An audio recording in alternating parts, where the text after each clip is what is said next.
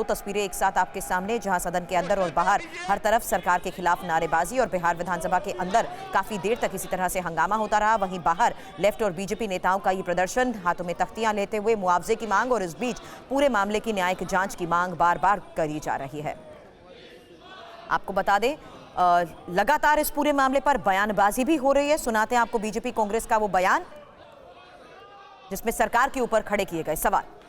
काम हो रहा है। ये बताइए, आप तो लगातार मुआवजे की मांग कर रहे हैं, आज तो सत्ता साझेदार जो पार्टी है, जो वाम दल हैं, वो भी मुआवजे की मांग करने लगे। लोग के कथनी और करनी मंत्र 4 दिन पहले भी मीडिया में कम्युनिस्ट पार्टी बोला था कि अंदर में विरोध करेंगे, नहीं किए, क्योंकि सत्ता का मलाई चाटना और जनता में भी दिखना, ये दोनों नहीं चलेगा।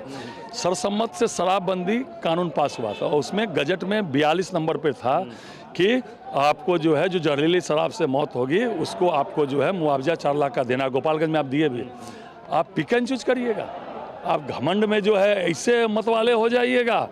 उस गरीब विधवा का क्या दोष जो विधवा हो गई, उस अनाथ बच्चे अनाथ हो गए जो गरीब थे, जो पिया वो तो मर गया, उस अनाथ बच्चे का क्या दोष, गरीब विधवा का क्या दोष। और सत्ता का संरक्षण में शराब बिक रहा, थाना अगर चाले 1 लीटर शराब नहीं बिक सकती है, हजारों लीटर शराब मिल रही है।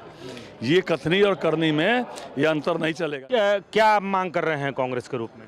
हम लोग यही है, हम लोगों की मांग है। कल हमारे बिहार प्रदेश कांग्रेस कमेटी के सम्मानित अध्यक्ष माननीय मुख्यमंत्री से मिले थे, उन्होंने इस बात को रखा है कि उन परिवारों को, उन बच्चों का क्या दोष है, उन महिलाओं का क्या दोष है, उनको आर्थिक लाभ दिया जाए, मुआवजा नहीं आर्थिक लाभ, जिससे कि उनके बच्चों का पालन पोषण हो सके। मुख्यमंत्री तो सदन में कह चुके हैं कि सवाल ही नहीं। माननीय मुख्यमंत्री जी की बात को मैं नहीं काटता हूँ। हम सभी आर्थिक लाभ की बात कर रहे हैं, हम मुआवजा की बात नहीं कर रहे हैं, जिससे कि उन बच्चों को, उन महिलाओं को सहायता मिल सके। आर्थिक लाभ और मुआवजे में अंतर क्या है? आप सत्ता में है तो सिर्फ शब्द बदल रहे हैं। नहीं, सत्ता में रहने शब्द नहीं बदल रहे हैं, मुआवजा अलग चीज है। और आर्थिक लाभ माने उन बच्चों को जो आज उनके सर से साया हट गया है, उनको पढ़ाई के लिए, उनको खाने के लिए सही समय से कुछ, हम लोग इंसानियत भी एक चीज़ होती है, उनका आर्थिक लाभ दिया जाए। तो बिहार में विपक्ष सवाल लगातार उठा रहा है, लेकिन पटना में संवाददाता रूपेश कुमार ने लेफ्ट नेताओं से भी बातचीत की। लेफ्ट नेताओं का क्या कुछ कहना है इस पूरे शराब कांड को लेकर, सुनिए जरा।